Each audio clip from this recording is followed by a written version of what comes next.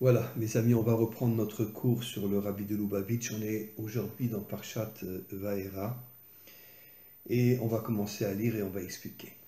Vaere el Abraham el Yitzhak vel Yaakov ve el Shaddai ushmi avaye lo nadati lahem. Ce verset dit que, en vérité, Hachem s'est dévoilé à Abraham, Yitzhak et Yaakov ve el Shaddai. Mais le nom Avaye, le véritable nom d'Hachem, l'onolati lahem, il n'aura jamais montré. Ça veut dire que Abraham, Yitzhak et Yaakov vivaient avec le nom El Shaddai. Et en vérité, El Shaddai, ça fait allusion à la Malchut. Mais le nom Avaye, ils ne l'ont jamais connu. Ou Piresh Rashi, l'onikarti lahem bemidat amitit sheli. Ils n'ont pas connu le véritable nom d'Hachem, qui est le véritable nom d'Hachem, qui est la vérité d'Hachem. Arei kol shemotav shel HaKadosh Baruch Hu em emet. C'est vrai que tous les noms d'Hachem, Elohim, El Shaddai, Avaye, sont des noms vrais, des noms de vérité. Va'afal piken, Omer shedavka Shem Avaye ou midat amitit. Mais le nom le plus vrai, c'est le Shem Avaye. Pourquoi le Shem Avaye est le nom le plus vrai? Parce qu'en vérité, je vais expliquer. Le Shem Avaye, c'est le nom de la délivrance. Il s'est dévoilé à Moshe. Quand Moshe a voulu délivrer les Béné Israël d'Égypte, alors à ce moment-là, Hachem a donné le nom Avaye à Moshe. Et pourquoi? Parce que le nom Avaye porte en lui des forces inimaginables, des forces qu'il va donner à Moshe, un courage inimaginable. Moshe aura le courage de parler devant Pharaon sans risquer de se faire tuer. Et pourquoi? Parce que, encore une fois, le nom Avaye, même si tous les noms sont des noms vrais, le nom Avaye est un nom qui donne des forces absolument incroyables. Et pourquoi? Yud, c'est la Chochma d'Hachem. Le premier E qui est la Bina, c'est l'intelligence d'Hachem. Le Vav est l'unité. Et le dernier E, c'est la Malchut. Ce qui veut dire qu'en vérité, le nom Avaye porte en lui la sagesse de Dieu, l'intelligence de Dieu, l'unité et la Malchut. Et donc, ce nom-là donne des forces absolument incroyables à Moshe. Moshe était au niveau de la Malchut, mais la Bina envoie des forces inimaginables à la Malchut qui permet à Moshe de se tenir devant Pharaon et de n'avoir peur de rien.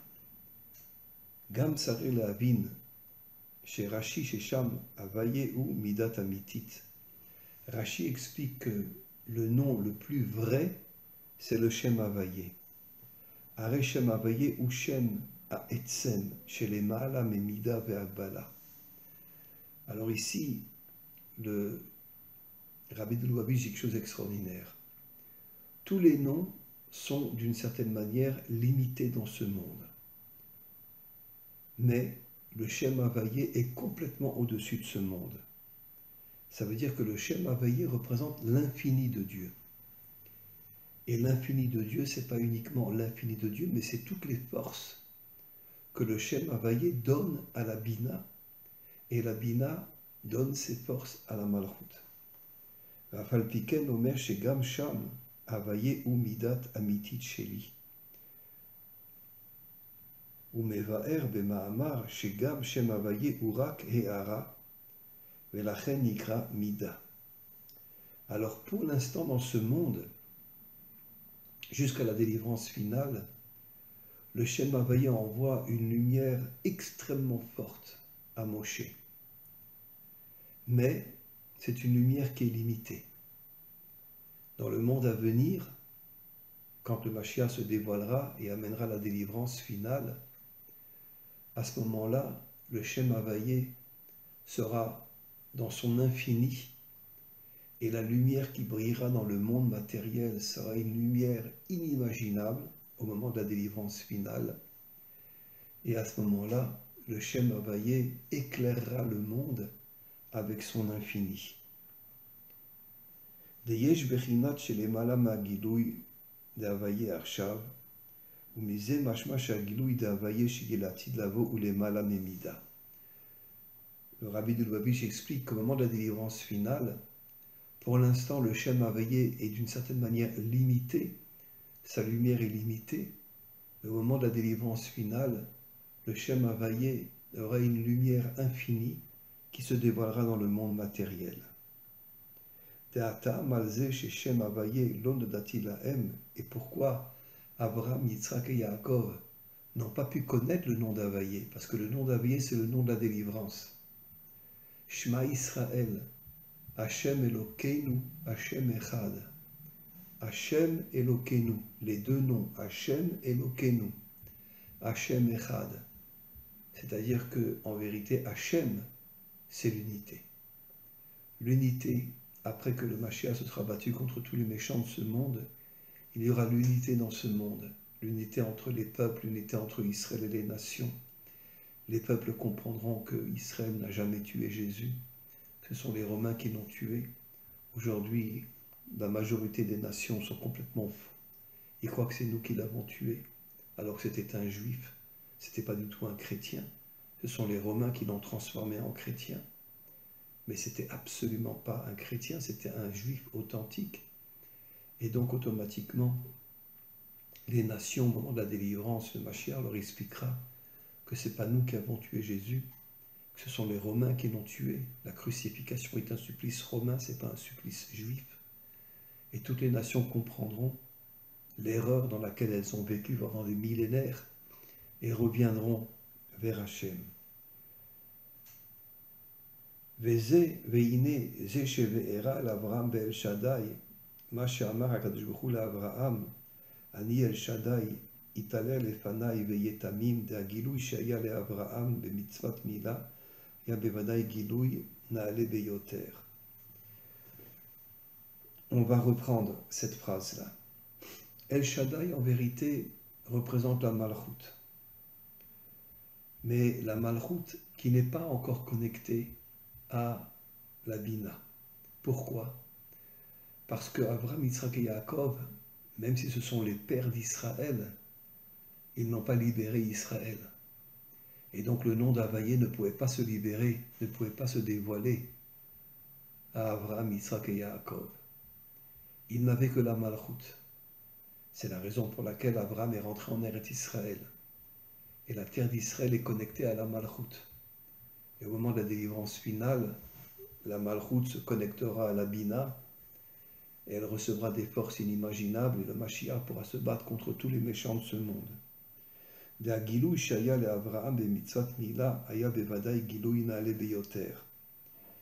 N'oublions pas que Abraham s'est circoncis, il a circoncis Ishmaël, après il a circoncis Yitzhak. Et la circoncision, qu'est-ce que c'est la circoncision? Tu enlèves la peau extérieure et tu dévoiles la peau intérieure.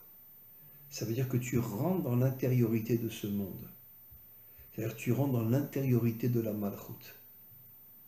Même si tu n'es pas encore connecté à la Bina, mais tu rentres dans l'intériorité. La Brit Mila, la circoncision, tu rentres dans l'intériorité de la Malchut. Et qu'est-ce que ça veut dire rentrer dans l'intériorité de la Malchut? Tant que tu es dans l'extériorité de la Malchut, tu restes dans le monde matériel.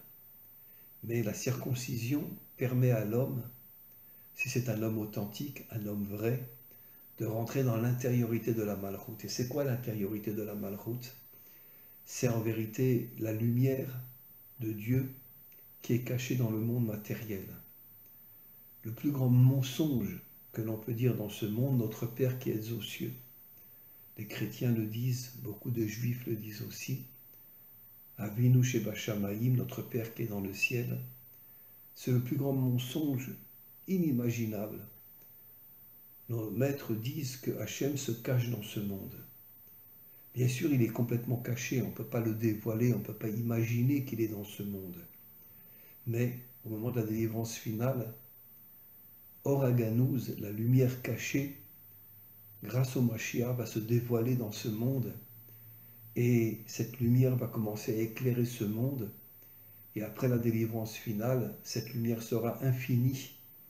Et les hommes et les femmes qui vont recevoir cette lumière vont devenir des hommes avec une force et des femmes aussi avec une force inimaginable parce que la lumière sera une lumière infinie.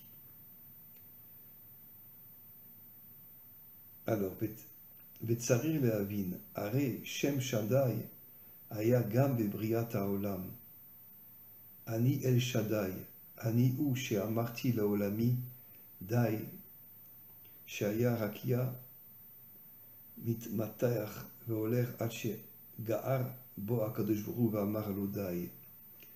En vérité, le monde a été créé avec la malchoute.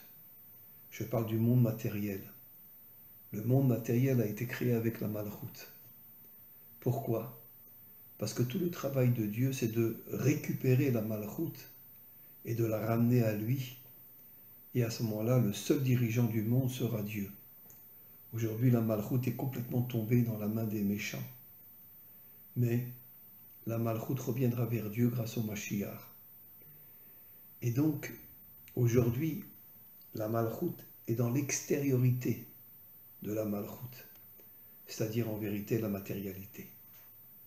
L'intériorité, c'est la lumière de Dieu qui est cachée dans ce monde. Et c'est la raison pour laquelle la circoncision permet d'enlever la peau extérieure et d'avoir la peau intérieure qui permet justement à l'homme authentique de se connecter à la lumière de Dieu. Et comment il se connecte à la lumière de Dieu?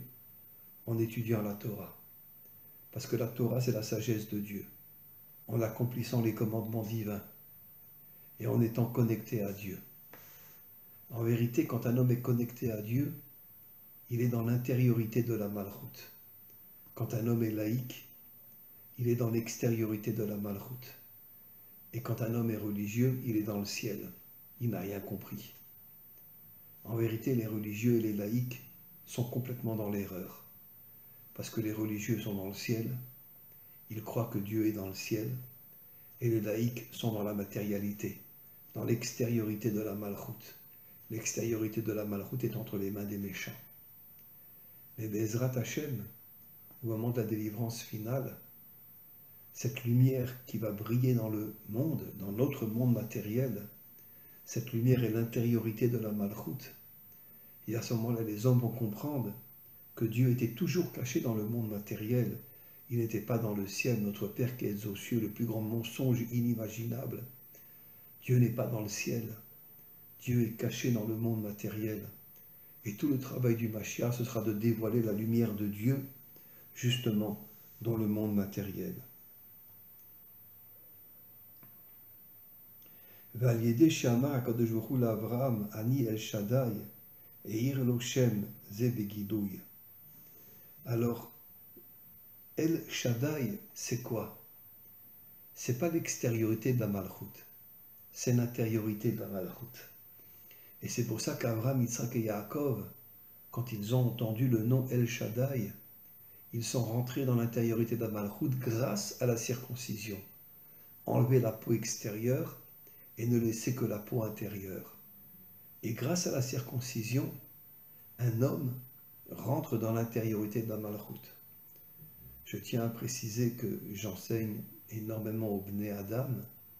Il y a énormément de Bnei Adam qui se circoncis. Il y a énormément de Bnei Adam qui mangent kasher. Et pourquoi? Parce que n'oublions pas que quand Israël a reçu la Torah, les Bnei Adam devaient recevoir la Torah eux aussi. Et donc ils devaient se circoncire, ils devaient manger kasher, etc. Aujourd'hui, la majorité des Bnei Adam sont catholiques ou protestants, etc. Mais le Zohar dit qu'au moment de la venue du Mashiach, il y aura une teshuva des 70 nations adamiques. Le Mashiach va reconstruire les 70 nations adamiques. Et à ce moment-là, toutes les nations adamiques reviendront vers la Torah. Et Israël aussi fera une teshuva inimaginable tous les laïcs feront Teshuvah, et à ce moment-là, Israël et les 70 nations adamiques seront connectés avec une force incroyable à Dieu et recevront des forces inimaginables, surnaturelles de la Bina, Be'ezrat Hashem. Ve'od raya alze, de'ita begmara ben gimel shanim ekir Avraham et Boro. Quand Abraham avait 3 ans, c'est là qu'il a commencé à connaître Dieu. À 3 ans, il a cassé toutes les idoles de son père. Son père était un grand idolâtre. Mais après son père, quand Abraham a été jeté dans la fournaise, Abraham a fait une teshuva inimaginable. Il est revenu vers Dieu d'une manière absolument incroyable. Et son père, lui aussi, a voulu quitter la Babylonie. Et il a fait une teshuva lui aussi extraordinaire. Ita ben Arbaim Shana et Kiret Boro. Bien que Abraham a commencé à connaître Hachem à l'âge de 3 ans, mais en vérité, à quel âge Abraham a véritablement connu Hachem ainsi que son père et se sont véritablement connectés à Hachem, c'est quand Abraham avait 40 ans.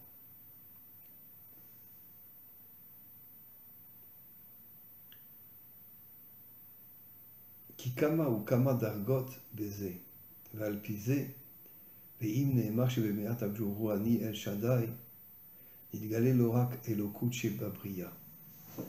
Alors ici, le Rabbi de Loïc dit quelque chose d'extraordinaire. El Shaddai, en vérité, ça correspond à Elohim. L'intériorité de la Malchut, mais Elohim. Elohim aussi est l'intériorité de la Malchut. Et qu'est-ce que ça veut dire? Elohim, c'est la rigueur. Hachem, c'est la bonté.